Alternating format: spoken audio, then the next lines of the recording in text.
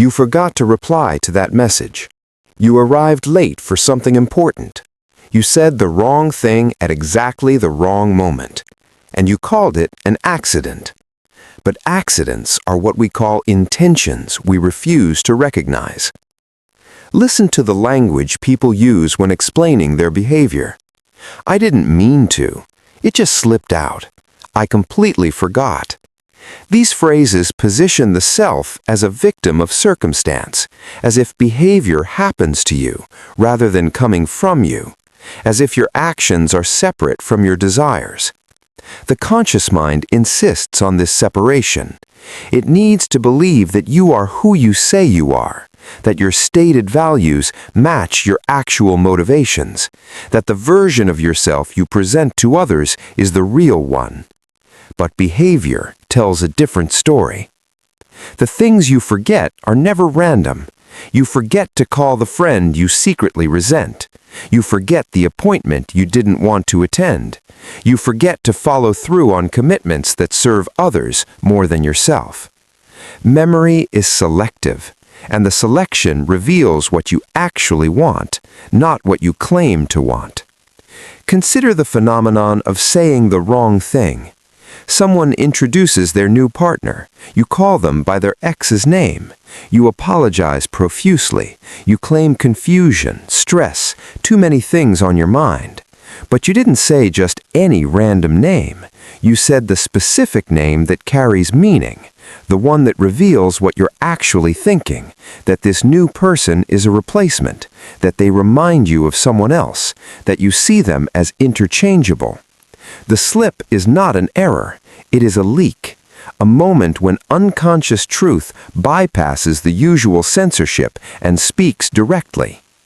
Your conscious mind scrambles to cover it, to explain it away, to restore the fiction of accidental speech. But the damage is done. The truth was spoken, and everyone in the room, on some level, recognized it. People often say things like, "That's not what I meant," but they rarely say, "That's not what I said," because the words that came out were perfectly clear. What they mean is, "That's not what I wanted you to hear." The distinction matters. Look at chronic lateness through this lens. The person who is always late offers endless explanations. Traffic was bad. The alarm didn't go off. They lost track of time. Something unexpected came up. These explanations focus on external factors, on things beyond their control. But consider what lateness actually communicates. It says, "My time is more valuable than yours." It says, "I am the one who determines when this interaction begins." It says, "You will wait for me." This is not accidental. People who are late to job interviews arrive on time.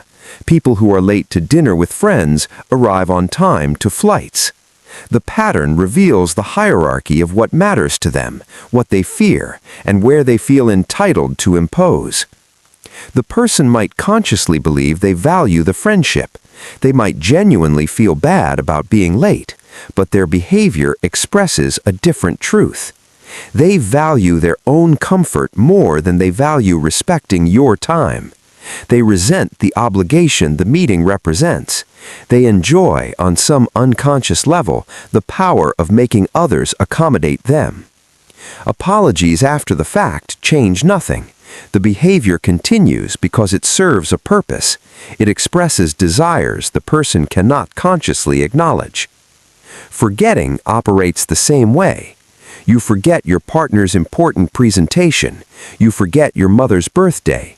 You forget to complete the task you promised to handle. Consciously, you feel terrible about these lapses. You construct elaborate explanations about how busy you've been, how overwhelmed, how many things you're juggling. But forgetting is highly selective. You never forget things that truly matter to you. You don't forget to eat when you're hungry. You don't forget to check your phone. You don't forget events that bring you pleasure or advance your interests. What you forget are obligations you resent. The presentation matters to your partner, not to you. The birthday matters to your mother, not to you. The task serves someone else's agenda, not yours. Forgetting allows you to avoid these obligations while maintaining plausible deniability. You didn't refuse, you didn't rebel, you simply forgot. You're not selfish or uncaring, you're just forgetful. This defense is brilliant because it's nearly impossible to challenge. How can someone prove you remembered and chose not to act? How can they accuse you of intentional neglect when you seem so genuinely apologetic? The behavior achieves exactly what open refusal would achieve, without the social cost. Once you see this pattern, you cannot unsee it. Every repeated behavior serves an unconscious purpose. The friend who always cancels plans is telling you something about how they value the relationship. The colleague who constantly needs reassurance is expressing dependency they cannot admit directly. The person who picks fights before intimacy is protecting themselves from vulnerability. These behaviors are not random glitches in otherwise rational people.